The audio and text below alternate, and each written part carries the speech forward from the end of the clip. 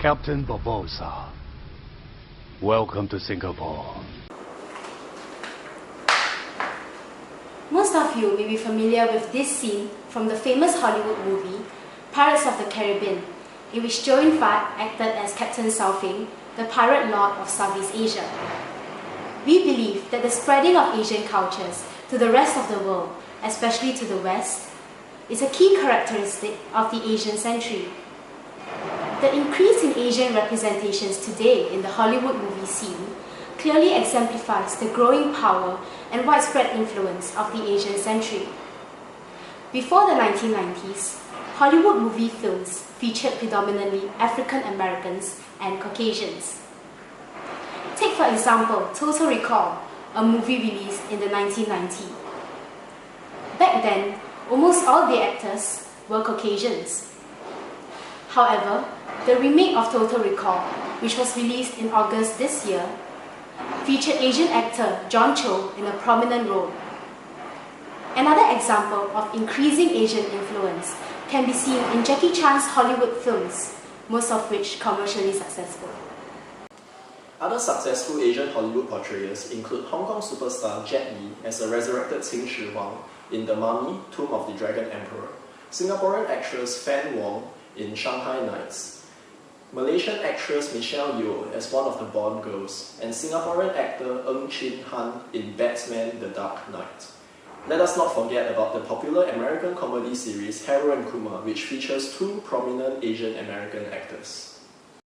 There are two main problems with the representation of Asians in the Hollywood industry, namely underrepresentation and misrepresentation. Firstly, if Hollywood movies feature Asian actors, they typically pick the biggest names, such as Jackie Chan or Jet Li. In the Kung Fu Panda series of movies, for example, all of the characters except 3 were voiced by American voice actors, even though the movie is set in an Asian setting. Action! Oh, why? Cut! Okay, let's back up. Let's go. My lines! Asians are not deemed as important in the Hollywood industry. Take for example in the movie Pirates of the Caribbean, Chow Yun-fat's screen time was cut by half because the producers felt that he was not as interesting and engaging as the rest. Another example to show that Asians are often underrepresented in the Hollywood industry is from the fact that they are often not given due credit for Hollywood remakes of Asian movies. Resident Evil was originally a Japanese video game which was remade into a Hollywood action film. Now, it was not very faithful to its original storyline, and I'm sure most of you here are not aware of its Japanese origin. The storyline of the Hollywood movie, The Departed, was originally adapted from the Hong Kong film trilogy Infernal Affairs, in which the film attempted to cram all 3 movies into one. Clearly, Asians are underrepresented in the Hollywood industry because they only play secondary role in these movies. A good example to illustrate my point would be Jay Chou only playing a sidekick in his movie Green Hornet despite being an Asian superstar. Ladies and gentlemen, please clear the room!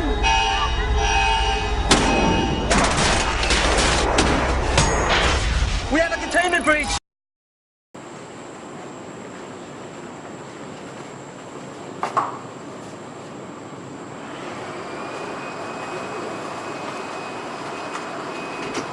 Mr. Kim, I have a question for you. Mr. Kim, it's about the Asians.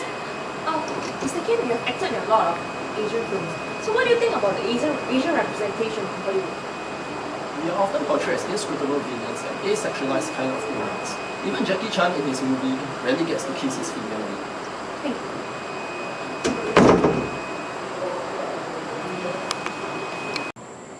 As seen from Kim's opinions, the Asian culture is often misrepresented and stereotyped in Hollywood movies through the portrayal of characters and settings. In the 1990 version of Total Recall, Recall was shown as a normal Caucasian-run company. But in the 2012 version, Recall was featured as a sleazy place in Chinatown run by a typical Asian gangster.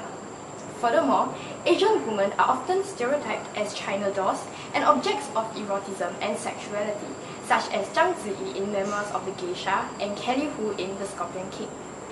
Now, what we're suggesting is to have film studies as a separate course in institutions and in schools in collaboration with Hollywood. This can thus increase the internship opportunities that these students can have with Hollywood.